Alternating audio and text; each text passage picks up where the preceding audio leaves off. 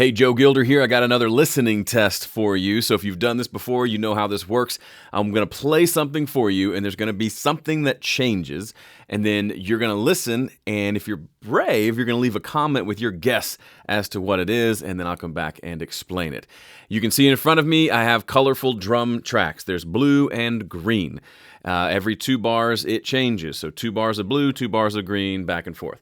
The green represents an area where one specific thing has changed.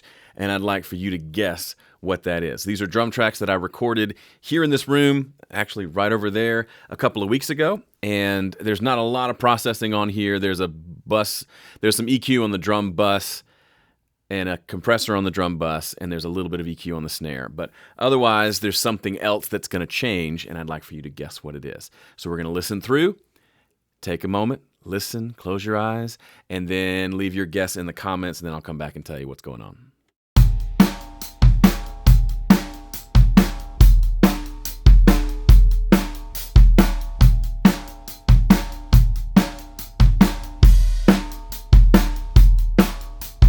All right, what changed from option 1 to option 2? We're going to do another listen. I will give you a hint.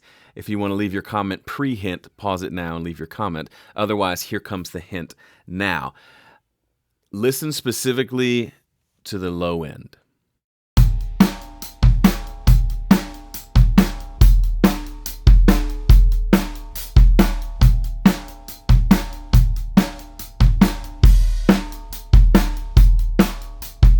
This is 100% a rigged game because I know the answer and I'm not guessing too, so there's no way for me to lose this game. It's a perfect situation for me, honestly. Anyway, how'd you do? What do you hear?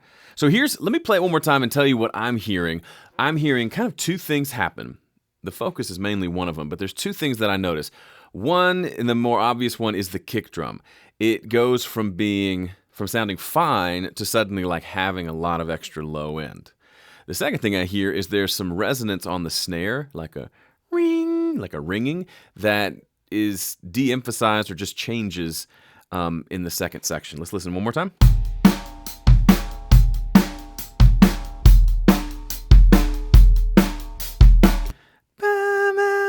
That ringing in the snare kind of goes away, but also the kick drum gets bigger. Do you have any guesses as to what it is?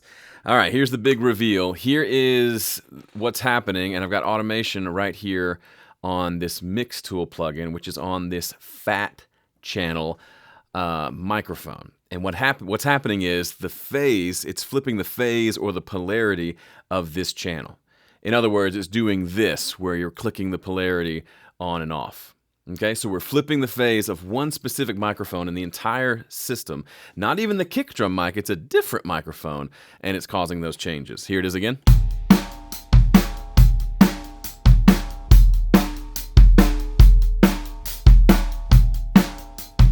Now, I've talked about in other videos, and I know I talked about it in the Mix Together series, where this is an important thing to do when you're mixing drums, because there can be these phase relationships. What happens is real brief, like 30 seconds on phase.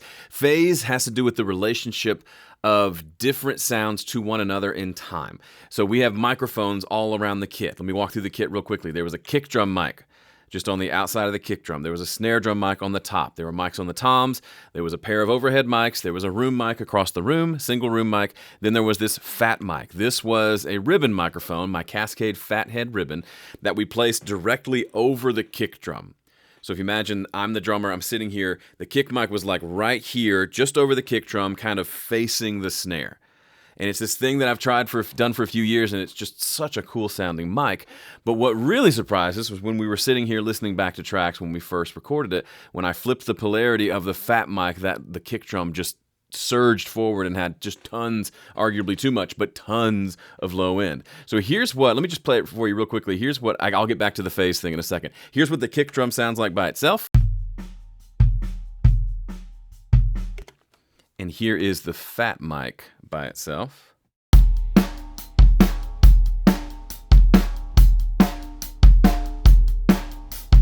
And then here's the two together.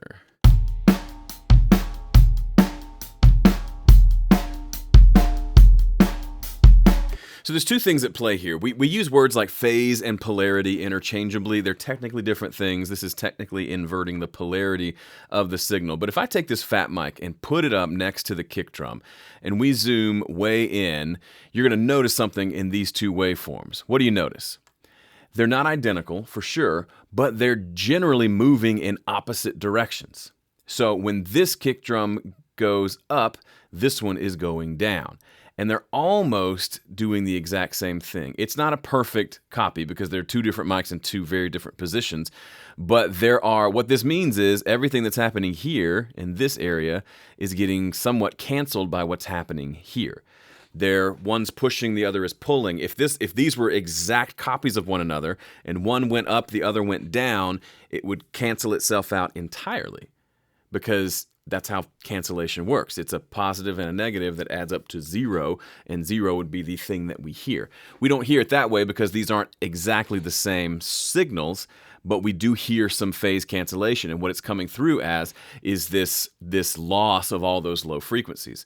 So when I flip the polarity of the fat mic, I'm essentially flipping this waveform upside down to where instead of going down here, it goes up, and that reinforces all those frequencies that were previously being canceled, and now we hear all this extra low end. This was a great example. As soon as I heard it, I knew I wanted to show you because this is something that specifically on drums can really bite you. You can have it to be so dramatic to where the kick drum sounds terrible until you flip the polarity of another microphone.